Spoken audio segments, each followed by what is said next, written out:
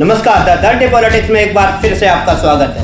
आगामी वसई विरार शहर महानगर पालिका के चुनाव के मद्देनजर हर राजनीतिक पार्टी ने आंतरिक रूप से अपनी अपनी तैयारियां करने आरंभ कर दी हैं और इसी के तहत हम आपको कई उन शख्सियत से आपकी मुलाकात कराने जा रहे हैं जो क्षेत्र की राजनीति में अपनी अहम भूमिका निभाता हो। और एक ऐसी ही अहम शख्सियत आज हमारे साथ है गोपाल कोल्हे पाटिल। गोपाल कोल्हे पाटिल क्षेत्र की राजनीति में किसी परिचय का मोहताज नहीं है। 2015 का चुनाव वसई विरार शहर महानगर पालिका का वह लड़ चुके हैं। बेशक उनकी हार हुई, किंतु उनकी लोकप्रियता के ग्राफ में कभी कोई कमी नहीं आने पाई। इसके साथ ही राजनीति तथा अन्य मुद्दों पर सीधे तौर पर हम चर्चा करने जा रहे हैं गोपाल कोल्हे पाटिल। गोपाल जी नमस्कार।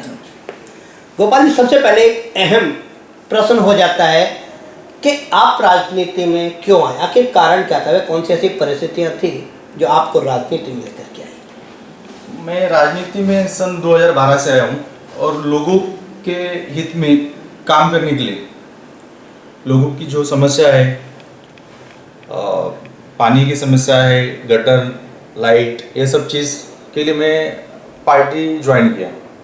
शिवसेना को ज्वाइन किया। लेकिन आपने शिवसेना क्यों ज्वाइन किया? कुछ और पार्टियां भी तो थी, भारतीय जनता पार्टी थी, बहुजन विकास आघाड़ी थी।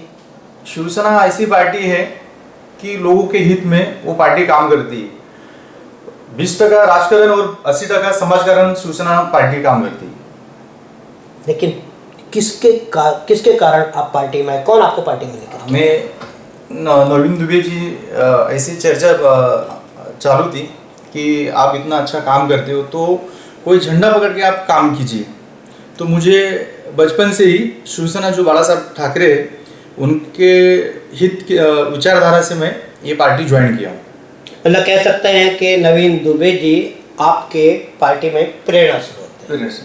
अच्छा, आपने पार्टी के माध्यम से क्षेत्र की जनता के लिए क्या क्या काम किए? अभी जस्ट कोरोना काल में पूरे लॉकडाउन में लोगों के लिए मैंने जो भोजन की व्यवस्था की है, पुलिस स्टॉप के लिए मास्क है, सैनिटाइजर है, पानी की बोतल है, और सफाई कामगार जो काम करते सफाई कामगार उनके लिए बिस्किट, पानी, ये सब चीज़ पूरे लॉकडाउन मैंने उनको दिया। जनता की कई ऐसे काम होते हैं, कई ऐसी अपेक्षाएं होती हैं जो जनप्रतिनिधि से होती हैं। क्या वह काम भी आपने किए हैं? बिल्कुल। जैसे कि समस्या, जैसे कि किसको ये लॉकडाउन के अंदर लोगों ने ये बीमारी के वजह से कोई हॉस्पिटल उनको लेता नहीं, तो हमारा जान पहचान के कोई डॉक्टर है तो उनको हम बोलते हैं भाई उनके पास कुछ पैसे की कमी है तो हमसे लीजिए, पर उनका इलाज कीजिए।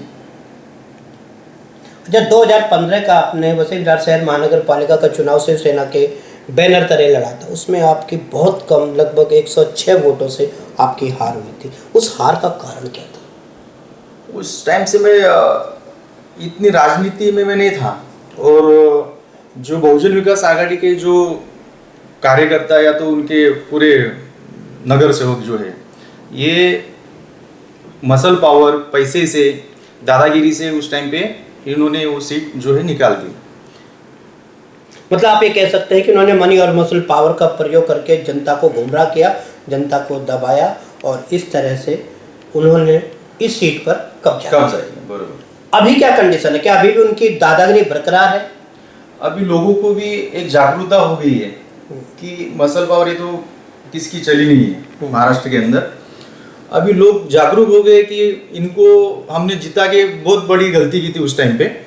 जैसे कि यहाँ पे नगर सेवक जो है मेरे अपोजिट में प्रकाश चौधरी थे उस टाइम पे, तो इनके वार्ड में जो है एनओसी के लिए, जैसे आप घर पट्टी चेंज करोगे तो वहाँ के कोई खेडूत है उनके रिलेशन वाले, तो उनसे 10 से 15 हज़ार रुपया लूट लेंगे कि भाई हमारा एनओसी ले लो, ये सब चीज़ें।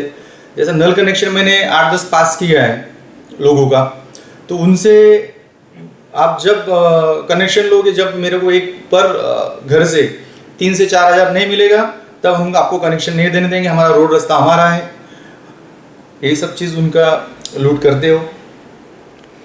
आगामी चुनाव में वसई विरार शहर महानगर पालिका के चुनाव में जितने भी नगर सेवक चुनाव के लिए लड़ेंगे, अपने प्रचार के लिए आएंगे, उन प्रचार में बहुजन विकास आघाड़ी का एक ही नारा होगा और वह होगा विकास का नारा।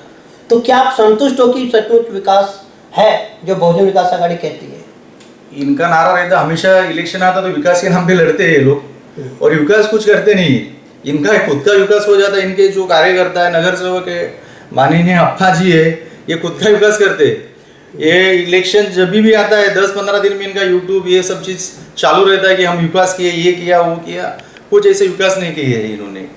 ये जैसे भी विकास किए तो इन लोग का कॉन्ट्रैक्टर इनका ही रहेगा, सब चीज़ इनका रहेगा। और ऐसा काम करेंगे जैसे कि 2 महीना भी इनका काम नहीं चलता है गटर का। गटर के ढक्कन टूट जाते हैं, स्लैब निकल जाता है।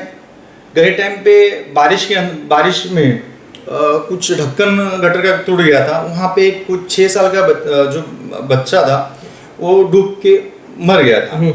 तो इसमें आजू बाजू में जितने नगर सेवक थे ये अपनी कॉन्ट्रैक्टर को बचाने के लिए सब आ गए, पर उनके घर में कोई उनको दिलासा देने के लिए कोई नहीं आया। सरिता दुबे जी जो यहाँ पे सभापति है, ये वो भी आई, पर उनको क्या बोला गया है, आप ज़्यादा मत बोलिए, आप जो है पत्रकार से मत मिलो, इससे मत मिलो, उससे मत मिलो। ये कॉन्ट्रैक्टर के वजह से उनको ये कॉन्ट्रैक्टर के ऊपर अब तो कुछ कार्रवाई नहीं हुई। इस तरह की घटनाएं लगातार क्षेत्र में होती आई है। ठेकेदारों की लापरवाही से न जाने कितनी मौतें हो रही हैं। ठेकेदारों की लापरवाही से दीवारें गिर जाती, शौचालय ढह जाते, मौत हो जाती है। लेकिन यहाँ के नगर सेवक और सभापति अपनी राजनीतिक ताकतों का इस्तेमाल करके ठेकेदार को बचाने में पूरी कुव्वत लगा देते हैं। ऐसा यहाँ पे होता रहा है। ठीक है, इसके साथ ही हम आपसे बात करना चाहते हैं कि अब जो चुनाव आने वाला है, जिसकी घोषणा कभी भी हो सकती है, किन मुद्दों पर आप लड़ना चाहोगे? जो इन्होंने जो काम किया है, जैसे गटर का ये सब चीज़ का, इनको तो गटर पानी जो है बोलते हैं, इनको आज तक कुछ मिला नहीं है। ये वे इलेक्शन आता है तो यही बात करेंगे कि गटर, नाली, पानी, दीवा बत्ती ये सब चीज़ हम देंगे, पर ये 5 साल में कौन सा दिया? मैं यही उनका ही जो लोगों को पानी, गटर और रोड रास्ता, ये मैं वचन आपको देता हूँ कि मैं जीतने के बाद लोगों की समस्या ये दूर करूँगा। क्या क्षेत्र के जो नगर सेवक हैं, क्या इन्होंने रोड, गटर, नाली आदि पर समुचित विकास पर ध्यान दिया है? आपके उस वार्ड की हम बात कर रहे हैं जिस वार्ड से आप चुनाव लड़ना चाहते हैं। बिल्कुल नहीं।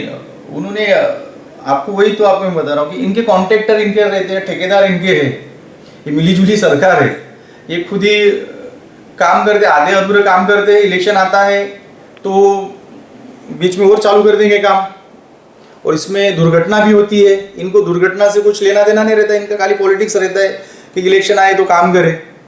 उससे पहले सो जाते, ना किसका फ़ोन रिसीव करेंगे ना कुछ करेंगे। इलेक्शन आएंगे तो सबका फ़ोन रिसीव करेंगे, हम तुम्हारे लिए 24 घंटा उपलब्ध है। ये इनका खाली इलेक्शन के कालाकार में ही होता है।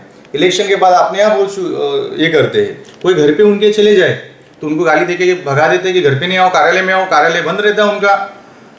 ये इनका विकास है। अभी आपने कहा था कि जो पिछला 2015 का जो चुनाव था, उन्होंने मनी और मसल पावर के नाम से जीता था।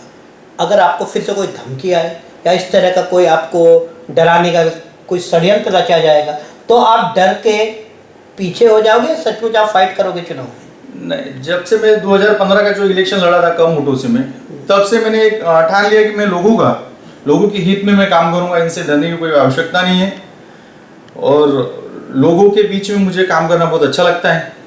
आपने देखा कि काफ़ी चर्चा हुई और उन्होंने कहा कि अब वह समय नहीं रहा कि सत्ताधारियों से डरा जाए। हम जनता के बीच में उनकी नाकामियों को लेकर के जाएंगे और हमने जो काम किए हैं उस आधार पर वोट मांगेंगे। आज के लिए इतना ही। इसके साथ ही लगातार हम आपको कई ऐसी शख्सियत से आपकी मुलाकात कराएंगे जो क्षेत्र की राजनीति में अपने अहम भूमिका निभाता हो। हम उसके जीवन यात्रा, संघर्ष, राजनीतिक महत्वाकांक्षा आदि के विषय में बताएंगे। देखते रहिए द 34।